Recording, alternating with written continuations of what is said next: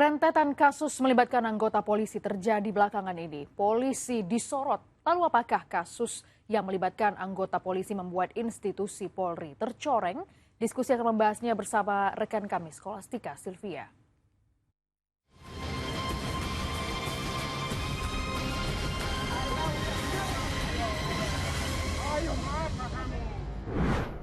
Sorotan kini kembali tertuju pada polisi, namun sayangnya bukan karena prestasi, melainkan karena ulah 1-2 anggotanya yang terlibat kasus hukum dan tindak pidana.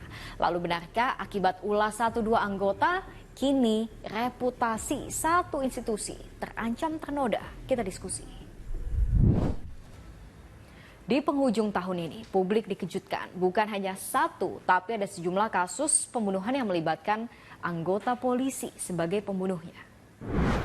Yang terkini, jenazah seorang ibu dibawa ke Rumah Sakit Polri Kramat Jati setelah dianiaya hingga tewas oleh putra kandungnya yang adalah seorang polisi. Kepalanya dihantam dengan menggunakan tabung gas LPG. Ini tempat kejadiannya, di rumah yang sekaligus dijadikan sebagai toko kelontong. Korban ditemukan oleh salah satu warga yang mulanya hendak berbelanja. Pelaku yang kabur ke Cilengsi akhirnya ditangkap dan mendekam di balik jeruji. Kami lakukan tindakan tegas, lalu pidananya kami yang melaksanakan, kami tidak main-main dan kami akan melaksanakan penyelidikan ini secara transparan. Apalagi ini menyangkut ibu kandung. Itu baru satu kasus. Mungkin masih ingat dengan kasus ini yang juga tidak kalah menghebohkan, yaitu anggota Polres Semarang yang menembak siswa SMK hingga tewas. Belakangan rekaman CCTV-nya viral di media sosial.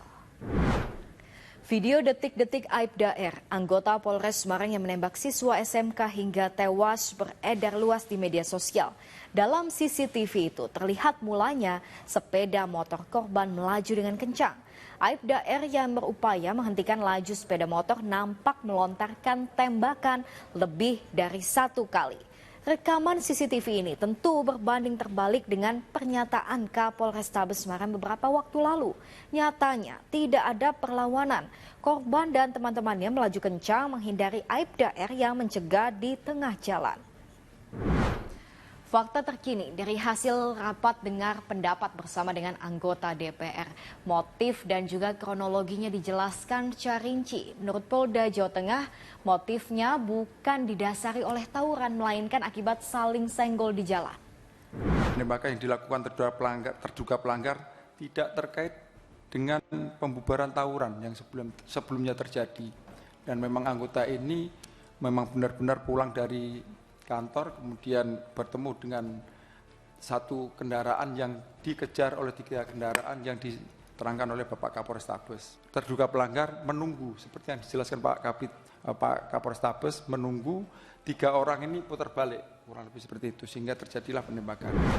Masih ada lagi, kita juga ingat bulan November lalu dikejutkan dengan kasus polisi tembak polisi yang terjadi di Solok Selatan.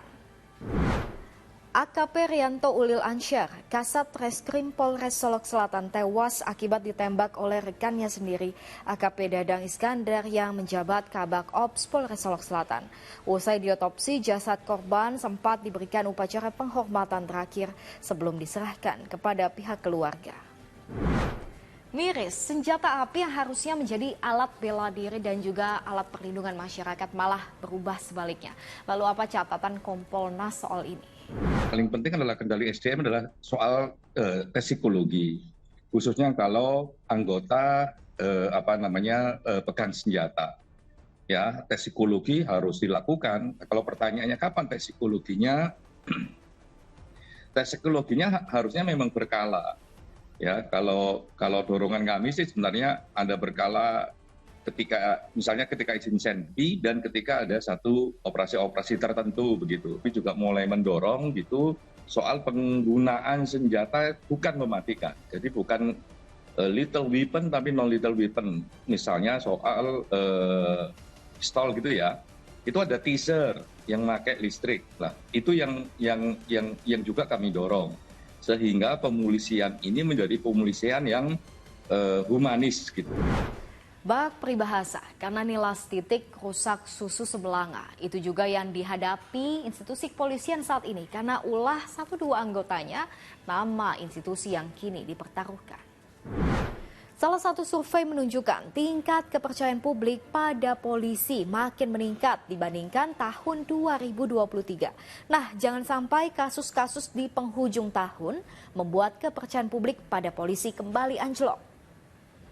Sebenarnya memang membangun kepercayaan kembali dengan cara menyelesaikan kasus ini dengan baik, ya, dengan benar.